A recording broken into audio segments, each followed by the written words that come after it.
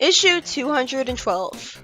Sonic runs around somewhere with Tails and asks the handheld version of Nicole to start scanning on all channels, whatever that means.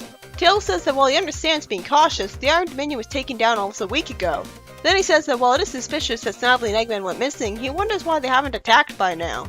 For some weird reason, he worries that Sonic's too focused on this. Why the hell would he ever say that? This is Snively and Eggman they're talking about. Why wouldn't he want to be careful with this? Sonic ruffles Tails' hair while the kid has an annoying expression and explains that since everyone else is busy, he wants to be doing something too, making excuses. Nicole doesn't find anything with her scan, when normally her scan is the all-powerful Deus Ex Machina that can find anything. And Tails complains that they haven't found anything here in days of consistent coming here, just as we see Eggman watching from a monitor. Snively is scared of the heroes finding them, and Eggman explains that the video surveillance is rerouted so many times that they'll probably never trace the signal down here, and all access from the upper decks is sealed off. Decks? Are they on a boat? Once again, Snively's request to save the Iron Queen is turned down by Eggman, who calls it a waste. Eggman asks them how their patient is, and Snively explains that the first round of Lane Dead's emergency cybernetics took, and she's both stable and still unconscious. I shouldn't be so surprised that she's with them. The Dark Legion was working for Snively when Lane Dead got hurt. I just felt like it was obvious that the Dark Legion was going off on their own with Lane and Dead for some reason, since the Yagyu were leaving too. Snively lampshades with the text box connected to Eggman's rear. He doesn't know why he bothered to save her, since she can't be trusted and they still have plenty of other cyborgs in the Legion. Eggman explains that working with people who can't be trusted is fun for him. And with Sally and Khan back in the Dragon Kingdom, Khan says that he's got a lot of rebuilding to do, even though he's overlooking perfectly intact buildings. It really is a shame that Khan and Sally will be separated by a whole Seer country. That's the one thing keeping them apart. It kind of makes the shipping between them feel pointless and intentionally misleading because there's no way they could actually be together that simply, even if there wasn't an official couple. Why does Khan say that he has to rebuild people's trust in him as their king when it wasn't collapsed the first time? He says that he has to maintain peace between the clans and make sure the Iron Queen stays locked up as opposed to executed like she logically should be. He really wants to humor Sally. Khan fortunately says he's going to look into the other Khan's plot point that came out of nowhere with the text blurb saying that we'll actually learn about that. No he won't. And Sally compliments him on his character development. It's not really well written character development if it all happened off screen. We didn't see him develop. We saw him go from one personality to another, just like Antoine. The two of them kiss, and Sally denies Khan's offer to be his queen because she's got a country of her own, and she wants to make sure there isn't something there with Sonic to be salvaged. She wants to be fair to him next time. Considering she's the exact opposite of Sonic, I don't think being fair to someone she does nothing but nag for his gutsiness is possible. Khan takes a deep breath to avoid getting too angry and reluctantly thanks Sally for being upfront with him. Sally charmingly giggles when Khan says that he'll be waiting for her when Sonic screws up. Over on Angel Island, the Chaotix having a campfire, and Knuckles says that in order for the group to trust each other, that means no more secrets. Espio says that he's gotten clearance from his mother to reveal all that he knows of them to them. He reveals that Vector, coming from Down Under, adopted an overbearing street lingo accent to hide his origins. I like that it's lampshaded as overbearing, and actually explained. But once again, this is forced because there's no possible way that Espio would know this. He didn't go to Down Under. We never saw him go there. Why would he have any reason to go there? Why would he have any reason to suspect that Vector lived there so that he could go there and ask about him in the first place? Did he find out from Ray? Did Ray blab? After Knuckles acts resentful of him for not sharing all of his information about his family with him, Espio reveals that while he knew about the existence of the Brotherhood, he never had any details, and all he knew about was him. He reluctantly admits that he wouldn't be allowed to tell him anyways, and unfortunately, Espio then decides to reveal to Charmy the fact that he was a prince and so on, when the whole thing that was great about his memory loss was that he didn't have to remember that stuff anymore. I guess Espio felt like he was left with no choice since Charmy asked him. Espio reveals that Eggman nearly destroyed Charmy's mind with his egg rapes, which wasn't very clear when it happened, and Charmy goes into denial right away. Then Espio reveals to Mighty that his sister might still be alive and part of the Dark Egg Legion.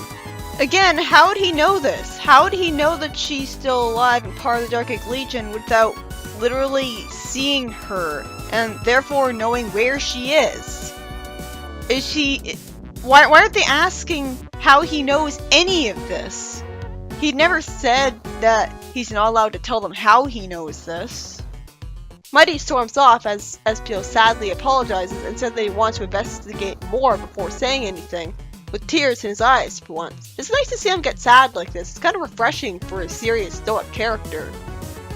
Back in New Megapolis, Tails continues to not have a good dynamic with Sonic by doubting him about Eggman's activity like it's Sonic colors, until Nicole finally picks up a signal, an extremely weak one that causes her to tell Sonic to turn left. Nicole makes a joke for once about how he said right, and he jokes that they'll make a real Mobian out of her yet. Tails says that while he thinks he can override the lock, he'll need Nicole to interface with it. They reach a storeroom and finally find Dimitri. We then cut to Mighty telling Ray that he's packing up his belongings to go and find his sister.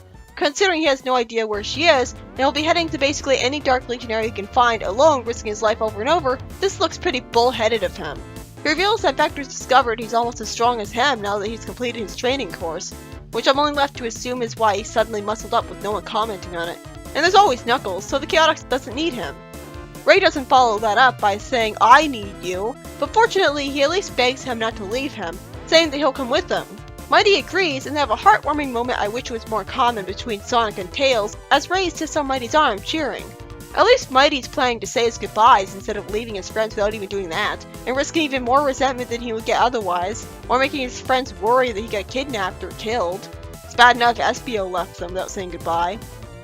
Sally returns to Nicole with a warp ring, having an awkward moment as she admits shielding her eyes that she forgot it was day on this side of the world. She's gonna have some jet lag then. She says, looking charmingly bashful, that she'll return the warp ring to Knuckles later, but wants to see Sonic first. Sonic startles her to Nicole's amusement by running up at the speed of sound, somehow knowing that they were saying his name, when he must have been too far away to hear it when they were saying it, considering how fast he runs. So now his hedgehog hearing is being used. I'm not sure why Sally's startled and Nicole's not, though. Well, maybe it's her being able to detect people powers, so she knew that Sonic was coming. Sally gets annoyed with Sonic for both sneaking up on her unknowingly and for asking about Khan, and Sonic says that Tails is over at the Science Center giving their new friend an emergency power boost. Oh wait, that's probably Dimitri. Good thing they found him. I was half expecting they'd never get found. Sonic says that he'll explain everything to Sally after lunch. Sonic then looks stunned at Sally grabbing his hand, saying that she'll treat him to it. Sally says condescendingly that Sonic can tell her all about what a brave, cool hero it's been today, while she'll pretend to be totally impressed. Wow, that's two-faced of her. It took me a while to come up with the best response to that. Not to mention she implied she does respect him once. So is she just lying but pretending to be impressed when she really is? A good friend would be honest with him. That's the price to pay for dating a tsundere, I guess. I'll be happy for them, if only because I love seeing Sally bashful. This issue is by Ian Flynn, and is about Tails annoyingly doubting Sonic about being suspicious in Eggman City, until they finally find Dimitri's signal. Big relief for me there. And Knuckles builds trust in the Chaotix by deciding there will be no more secrets, and having Espio reveal Vector's origins pointlessly, and reveal the charming, the more depressing parts of his life. It would be better if he didn't know that. Finally, he drops the bombshell revealing that Mighty's sister is still alive and forced to be in the Dark Egg Legion. So how long has the Legionization been going on, and in how many different parts of the world? All over it, and for quite a while, apparently. This causes Mighty to leave to go find her with absolutely no idea where to start and no backup. Fortunately, he brings Ray with him in a sweet moment rather than abandoning him. And at the end, since Khan has a life in another country, Sally decides to give Sonic another chance. Except they won't be together for the rest of the comic anyways. But at least I get to see them look bashful for a little while. It was a nice story. They managed to avoid making it feel like filler, like issues 51-52 in the aftermath of the major villain being taken down. I just have to wonder why Nicole, with her previously established ability to scan objects, wouldn't have immediately found where Eggman was hiding by doing so, if not Dimitri.